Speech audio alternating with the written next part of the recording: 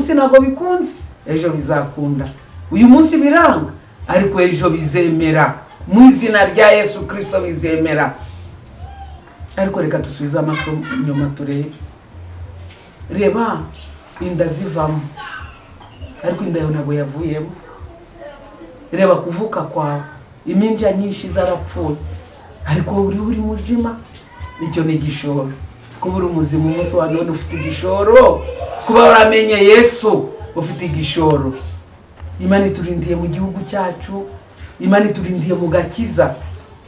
Uyu munsi wa none ikurindiye mu gakiza, papa, mama, umusore, umukobwa, umwana uri kunyumva, ikurindiye mu gakiza. Kuba dufite agakiza, ibyo biraduhagije. N'ibindi Imana ije kubikora. Ganye n'Imana, Imana yakunumyeho, papa, Imana yakunumyeho. Aho wacikaga intege, wongera ugaruke. Wumvaga nta byiringiro, wumvaga nta kwizera, ugashidikanya kuri iki Imana yakubwiye. Cyakubwira ni by'Imana yakubwiye bizasohora.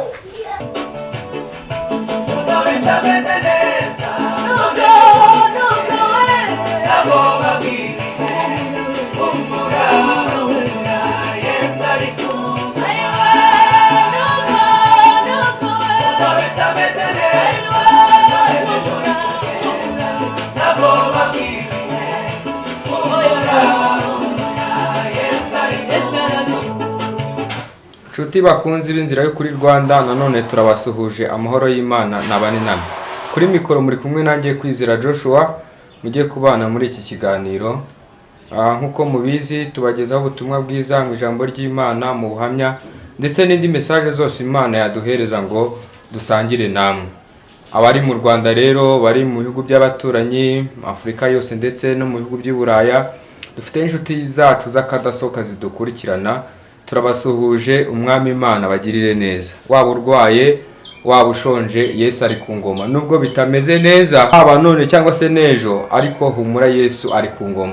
Uyu muririmbyi aradufashije, niwe tugiye gutangirana, niwe tugiye kubana muri iki kiganiro. Nanone rero turi kumwe n'umutumirwa, si umushyitsi cyane kuko musanzwe mumuzi hano kuri iyi channel.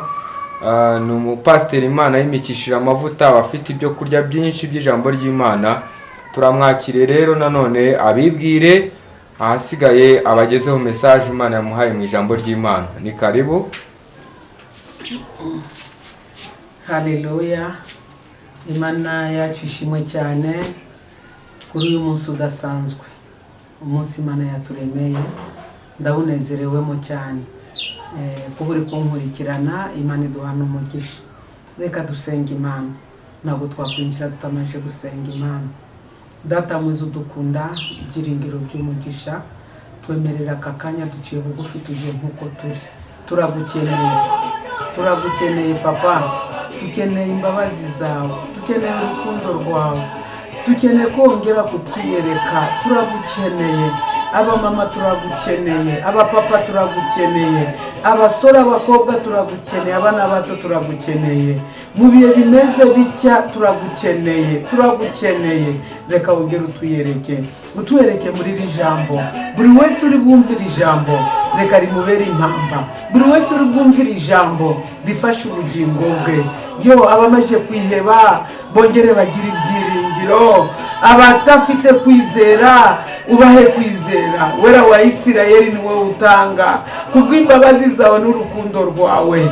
Reka udusukeho amavuta yo kwizera. Reka tugire ibyiringiro. Uyu munsi nubwo biri kwanga, tuzi ko ejo birakunda. Urakoze, ubwami bw'Imana natwe mu izina rya Yesu Kristo. Amen. Muri aka kanya tugiye kwinjira mu ijambo. Mbere yuko twinjira mu ijambo, ndi umupasiteri, nitwa Mukundufite Bernadette, ndi Pastor Bernadette, nimikishijwe amavuta koko nkuko mumaje kubibwirwa. Ndi umupasiteri rero, ari ubutumwa ngufitiye wowe ukunega amatwi. Ari ijambo nkuzaniye ry'ihumure, ijambo ry'ihumure. Iminsi turimo irashaririye, abantu barashaririwe, ariko hamwe no gusharirirwa dufite Imana. Imana yahoze iriho kandi izahoraho, Imana idahinduka, Imana idasaza, Imana itivuguruza kuri cyo yavuze ku muntu. Iyo mana wamenye, iyo mana nzi, ndi kuvugana nawe maje gutentebuka, wowe uri kubona nta nzira, wowe uri kubona nta gisubizo, uri kubona inzira zose zifunze. Imana yakuntumyeho.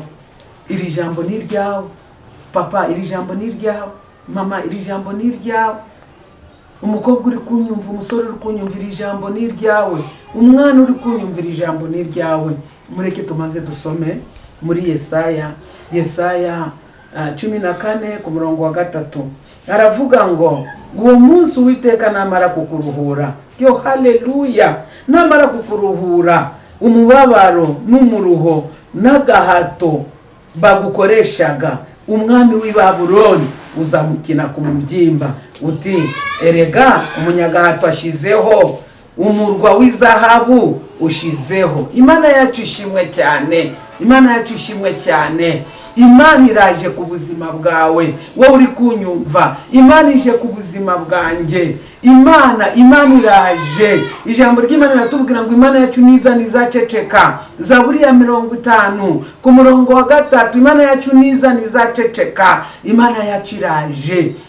Aragahato waruriho, ari umuruho waruriho. Umwami w'i Babuloni ari we Satani yakubyinaga ku mutwe, akakubyina ku mubyimba, akakubwira ngo by'Imana yakubwiye ntabwo bizasohora. Nje kukubwira ngo bizasohora. Yo haleluya. Imana yacu ishimwe kandi ishirwe hejuru. Iby'Imana yakubwiye bizasohora.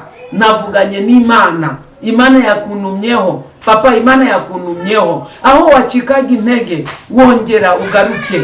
Wumvaga nta byiringiro, wumvaga nta kwizera, ugashidikanya kuri iki Imana yakubwiye. Nshakubwira ni by'Imana yakubwiye bizasohora. Narindi gusenga ninjoro, numva Umwuka Wera ari kunganiriza, ari kumbwira ngo abantu bafite kwiheba kwinshi, nta kindi kiri gutuma biheba. Umwanzi Satani ashaka ko bibagirwa ibyiza Imana yabakoreye. Papa, ibuka icyiza Imana yagukoreye. Mama, ibuka icyiza Imana yagukoreye. Nagutumweho icyiza Imana yagukoreye, ukibuke. Iby'Imana yakoze mu buzima bwacu byiza ni kugira ngo bitubere impamba y'uyu munsi, bitubere ingwanyi, biturwanirire. Mbese iby'Imana yadukoreye byose ari ikiguzi, ari cyo yaducagaho, ari byo yakoze mu buzima bwawe. Ejo ubona ndi kuganira n'umumama, arambwira ngo amadiplome yose mfite amariye iki mama, ngo ayo madiplome yose amariye iki?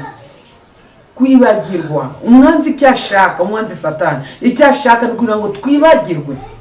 Yize secondaire, ariko muri secondaire abana bapfuye, arabahungu biganye ubu batakiriho, bamwe bazize impanuka, abandi bazize uburwayi.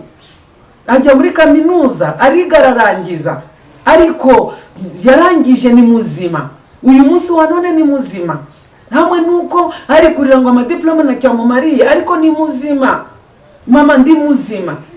Imana yaguhaye abana, uyu munsi wa none uri kurira uti abana byose byanze gute mama? Byanze gute? Warabyaye, Imana yakurinze utwite, Imana yakurinze utwite ukabyara. Uyu munsi uri mu mama w'abana. Papa, uri muzima. Abandi bari muri koma, abandi bari kugenda mu tugare bahuye n'ibitandukanye. Shuti uri kunyumva, muzaniye ubutumwa bwo kukubwira ngo ibyo Satani umva yahagurukije intambara mu buryo butandukanye. Uravugana n'umuntu akakubwira ati byanze pe, kubaho kwanjye nacyo bimariye. Undi mukavugana ati byanze mama, byanze. Yego biri kwanga. Ndamutse mvuze ngo nago biri kwanga nabandi kubeshya, biri kwanga pe. Undi akakubwira ati amadeni mfite, umva birutwa nuko nakwipfira, na uzajya naguzapfa.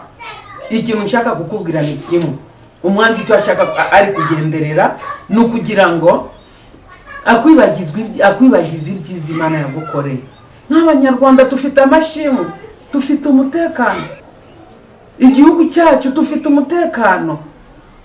Umwanzi cyo agendereye no kugira ngo twibagirwe ibyiza Imana yadukoreye. Reka mvuge nko ku Banyarwanda, reka mvuge no ku bandi bari kudukurikirana. Shuti, Imana yatugiriye neza, twibuke neza Imana yatugiriye, iyo itubera impamba y'ejo hacu hazaza. Nje kubwira ngo humura, humura, humura, ugiye guhagarara ushira amanga, ukina ku mubyimba Satani ari wo mwami w'i Babuloni. Umwami w'i Babuloni umukine ku mubyimba, utumunyaga hato ashizeho, umunyamubabaro ashizeho. Ikiguhangayikisha Uwiteka afite igisubizo cyacu. Ndibuka mfite umukobwa azanezeza cyane, ari kunyumva, umukobwa wanjye Lili azanezeza cyane. Ari abantu bana nabo bakagusubizamo imbaraga.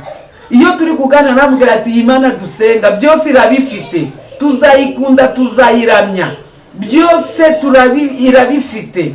Uyu munsi ishatse yatanga igisubizo cya buri wese. Uyu munsi ishobora gutanga igisubizo ku muntu ufite ikibazo cy'inzu, ikamuha inzu, udafite akazi ikamuha akazi, udafite urubyaro ikamuha urubyaro, udafite ibyo kurya akabona ibyo kurya, udafite minerivali y'abana.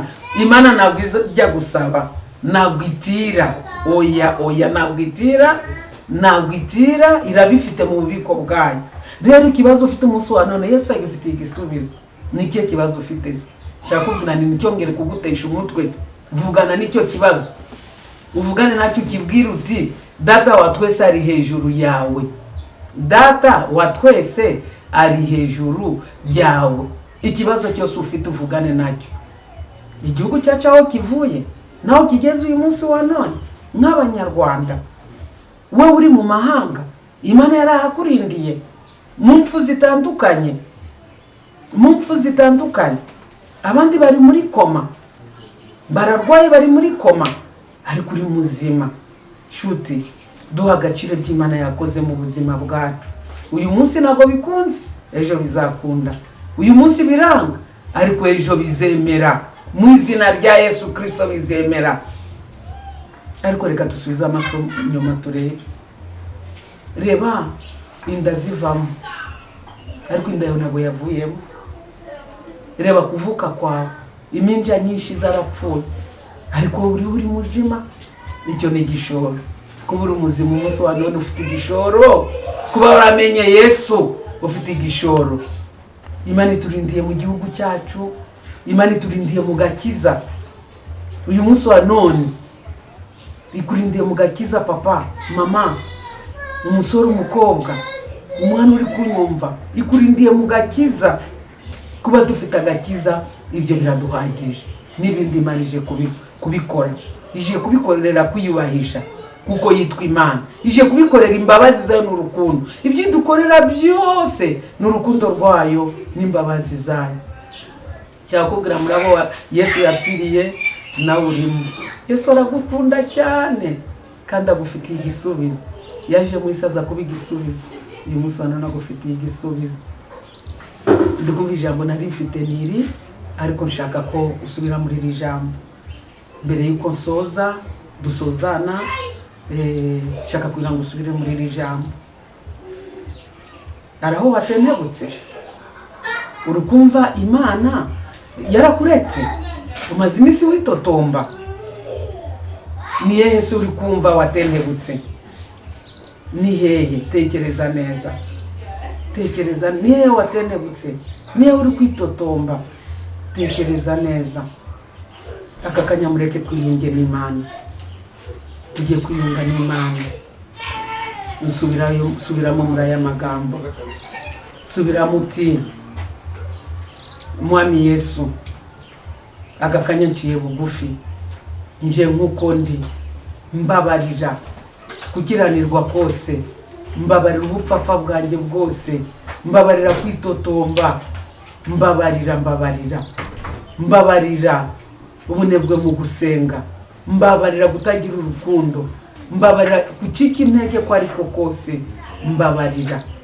Mwami Yesu, izina ryanjye uryandike mu gitabo cy'ubugingo, kukiranirwa kwanjye kose ukumbabarire. Urakoze kuko umpaye amahirwe ya kabiri, kuko mbaye icyaremwe cyiza gishya, mu izina ry'umukunzi wacu Yesu Kristo. Amen.